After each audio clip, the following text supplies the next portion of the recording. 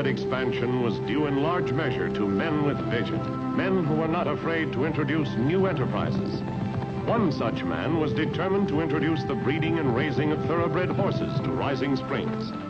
However, but for another man, the enterprise would have failed, and the West might never have become a source of the world's great thoroughbreds. Rex Allen stars as the Frontier Doctor. It generally took more than a horse to excite the enthusiasm of the good people of Rising Springs, but the horse Joe Ridgely and his daughter were leading was exceptional. And along with everybody else, I wanted to find out more about it. Hi, Doc. Good morning, Janet. Joe? Hello, Doc. What do you got here? Isn't he a beauty?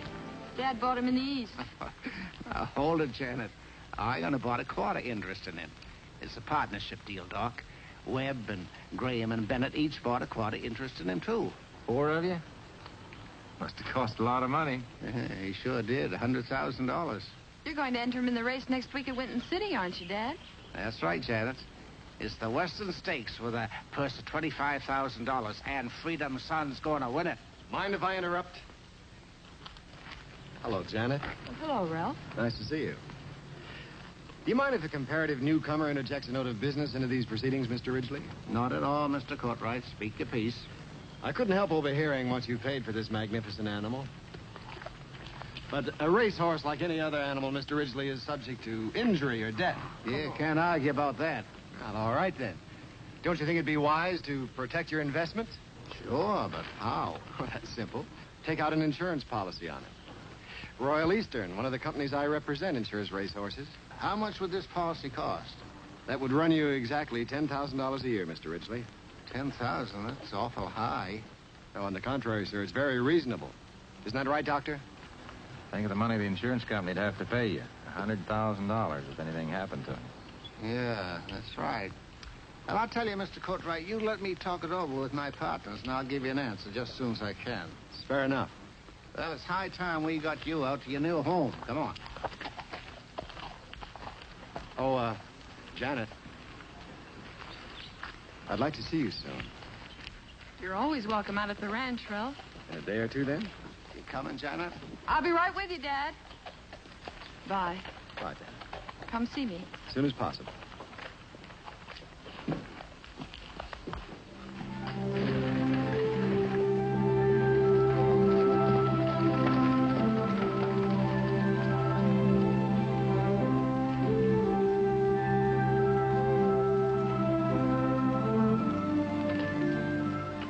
Sorry I'm late.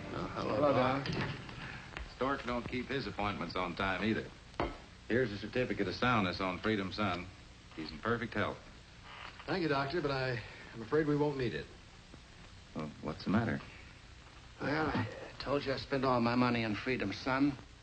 My partners did the same. We can't afford the policy. Did you try to borrow it? Yep, spent all morning talking to everybody we know in Rising Springs. All we could raise was $4,900. You didn't ask me. Here, I can contribute $100. Thanks, Doc, but what good would it do? We're still shy $5,000. How much would it cost to insure that horse for half his value? $5,000. There you are, Joe. Insure him for $50,000 instead of $100. The doctor's right, Mr. Ridgely.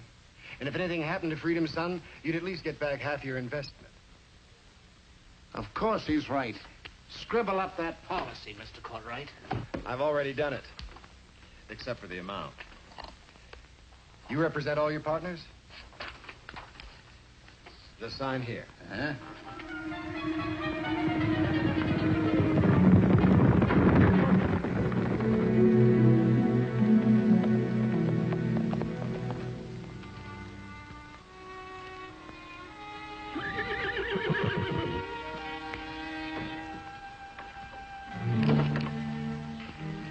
Hello, Miller. Well, Courtright, what are you doing here? I figured I'd find you here, Ed. I remembered your circuit. You know, east in the summer, south in winter, west in spring. Is that your horse? Yeah, his name's Whitlow. Win any purses? Few. Good. What about you? Last I heard, the whole New York police force was after you for embezzlement. How'd you ever get out of town? Not so loud. I'm a respectable businessman now over in Rising Springs. You mean you've gone straight? I'm in a legitimate business until the district attorney in New York forgets all about me. What business you in? Insurance. That's why I looked you up. Oh, you got an angle?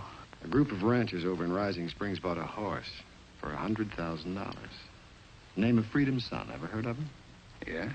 Yeah, he's a great horse. Well, they spent all their money buying him, and then they insured him. But all they could afford was a policy for $50,000.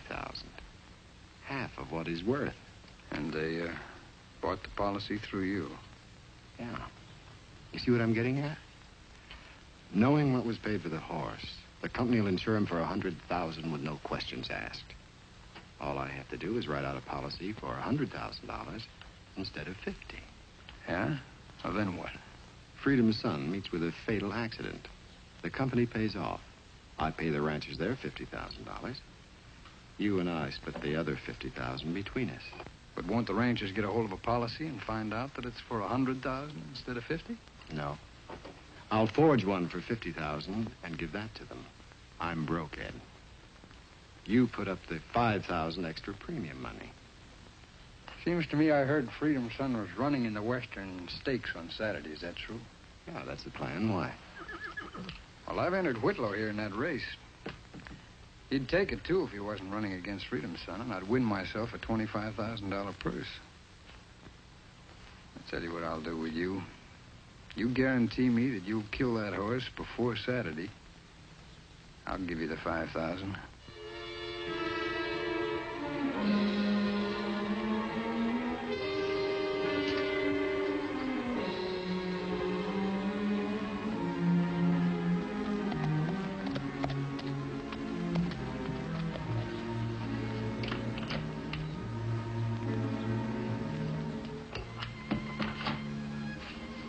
Can I help you? Oh, hello, Ralph. Hello, Janet. If you're looking for Dad, he's up at the house. I came to see you. You're looking mighty pretty, as you always do. That's very flattering. It was intended to be. It's a very nice day, Janet. Would you care to go for a little ride? Well, I'd like to, Ralph, but there's Freedom's Son to take care of. He looks happy enough and hungry enough. And I have chores to do also. I'm sure they can wait. Come on, let's go. All right, I'll run up and tell Dad. Will you close the door for me? I won't be a minute.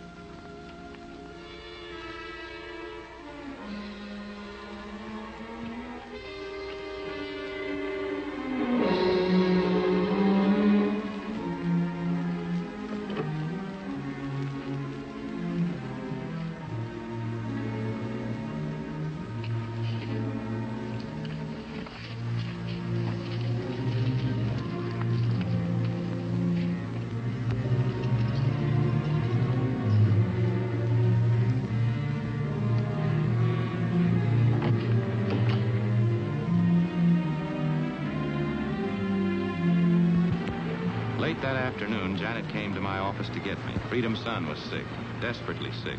Since Doc Watkins was still out of town, she asked me to help. I only hoped we were not too late.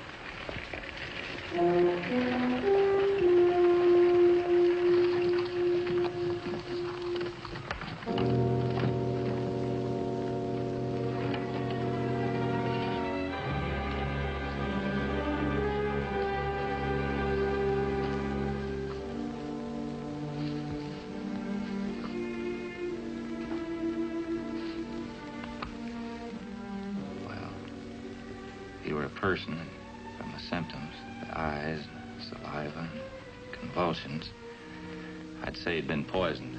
That's impossible. No matter what's the matter with him, you've got to pull him through, Doc. I'll do the best I can. Get me some blankets, some warm water, and a long neck bottle. Hurry.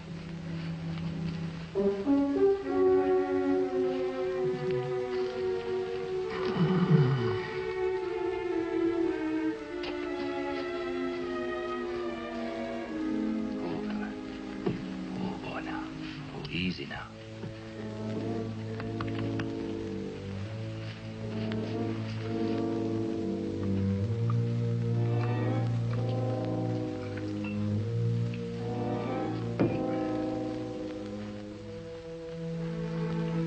about all we can do for now. We'll repeat this treatment about every 4 hours.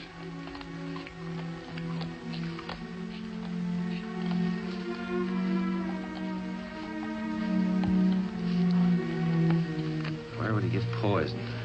I wish I knew. Is this the feed bin? Yes.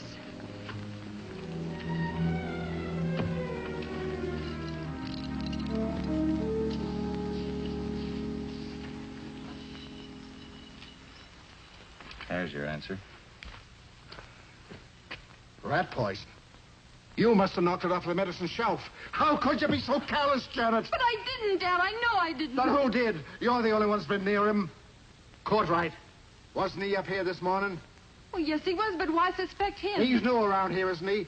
We don't know anything about him. Yes, but what's that got to do with it? The company he represents would have to pay out $50,000 in insurance if anything happened to Freedom's son. There's no need for an argument. Anyone could have done it, deliberately or otherwise. Yeah, you're right, Doc. I got no right to be suspicious of Courtright. I'm overwrought, I guess. You better sit down, Mr. Ridgely. Yes, I'm tired. Of course you are, Dad. So am I. Maybe I was careless. Was deliberately trying to poison him. I think you ought to put a guard with him all the time. He ought to be watched anyway if he's sick. Dad, let me do it. I can sleep here and then I can watch him day and night. I don't know. I don't like the idea of you being here alone. Maybe I ought to do it. As your doctor, Joe, and as tired as you are, I don't recommend it. Please, Dad, let me do it. All right, Janet. All right.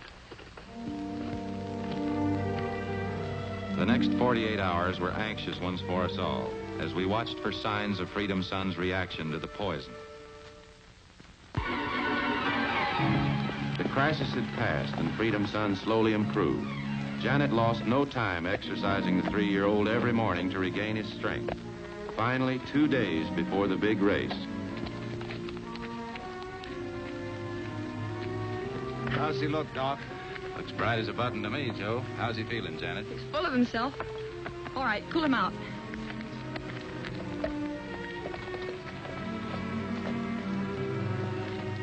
Who?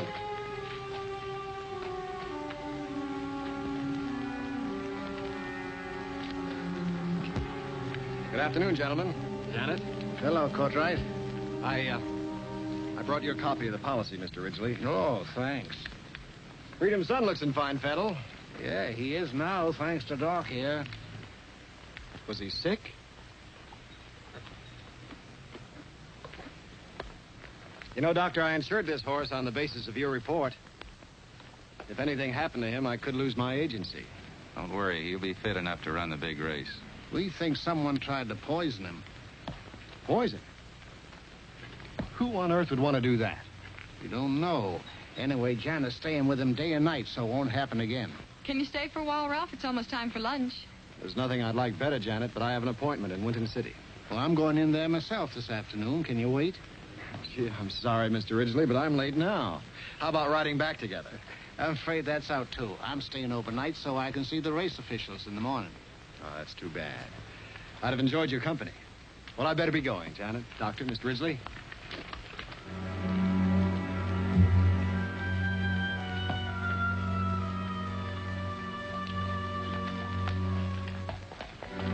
Well, what do you think, Doc? He's in the clear. Of course he is.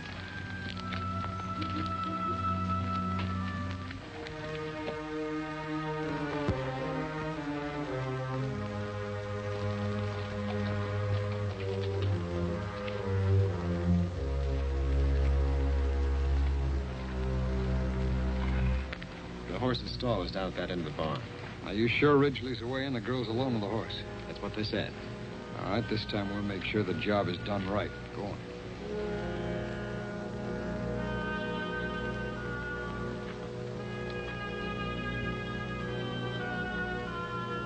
What are you doing? What does it look like?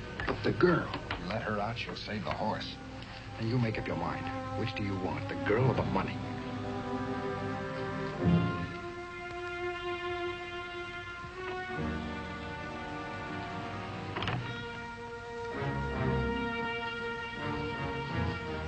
Let's get as far away from here as we can.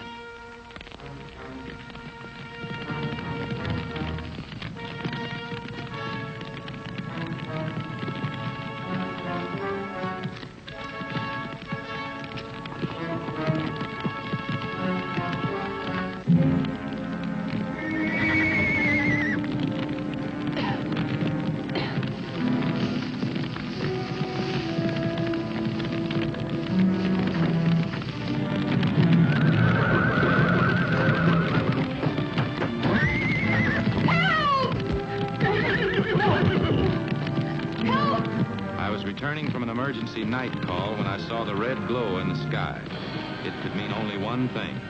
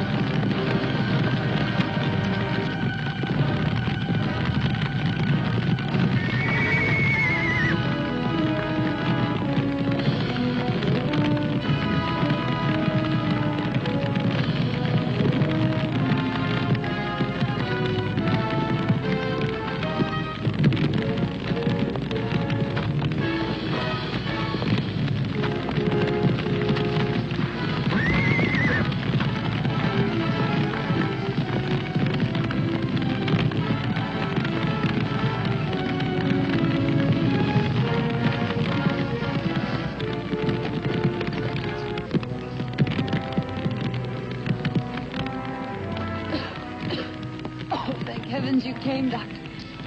Freedom, son, is he? Oh, he's out. He's singed a little, but he'll be all right. You know you were locked in that barn from the outside? No. Have any idea who did it? No, I was asleep. I hate to say this, Janet. Courtright was the only other one besides you and I that knew you'd be down here alone, that your father'd be away. But you're wrong. I know you're wrong. Ralph couldn't do anything like that. Besides, what reason would he have? I don't know.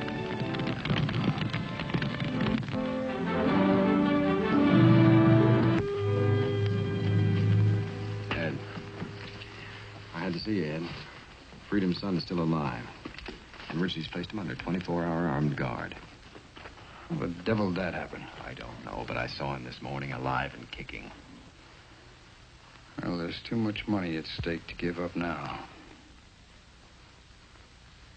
We'll shoot him.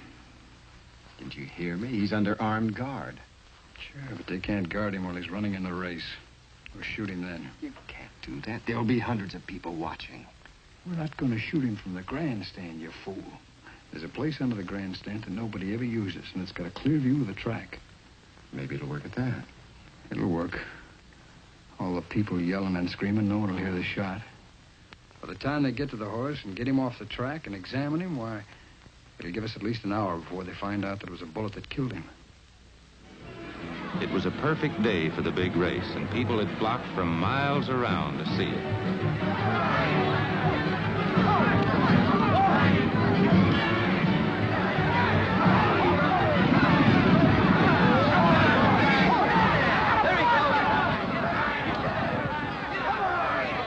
Among the large crowd were many people from Rising Springs, Cartwright and myself included. I had decided to watch him closely. I had chosen a seat above him. Janet and her dad were in the saddling paddock. The horse was safe enough there, as armed guards were watching him. But as race after race was run and Cartwright stayed where he was, my attention wandered. Caught up in the excitement of a close finish in the race before the big one, I neglected to watch Cartwright for a time. With the crowd milling around, it was difficult to keep him in sight at all times. Suddenly, he was gone.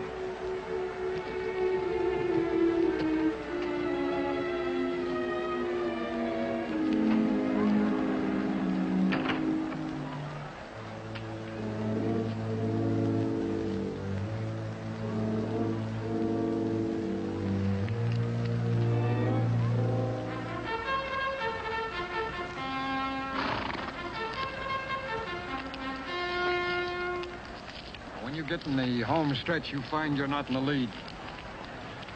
You go to the bat.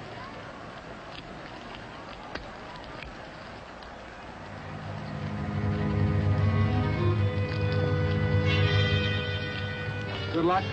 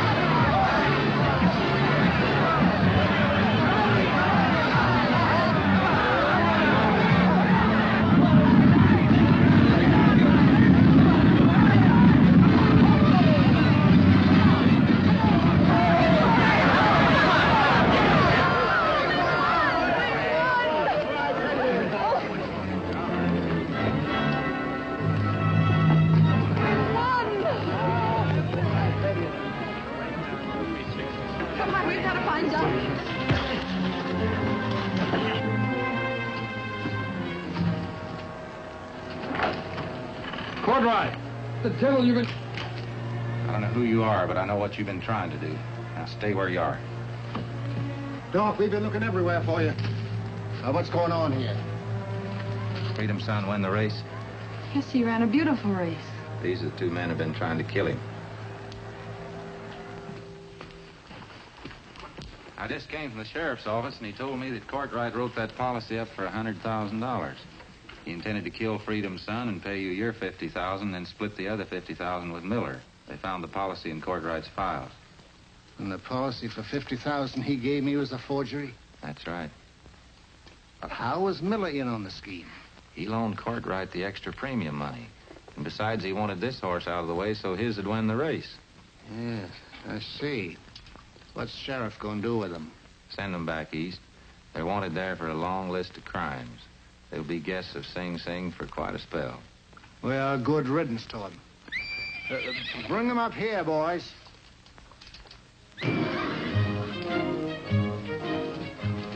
Well, what do you say, Doc? Think we got a couple of more winners?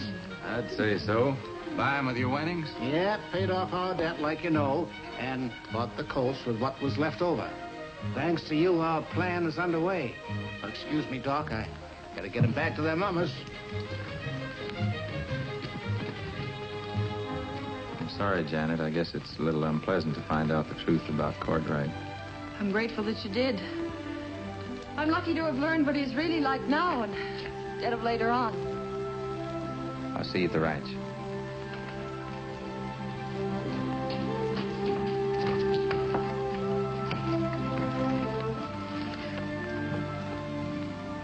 Good.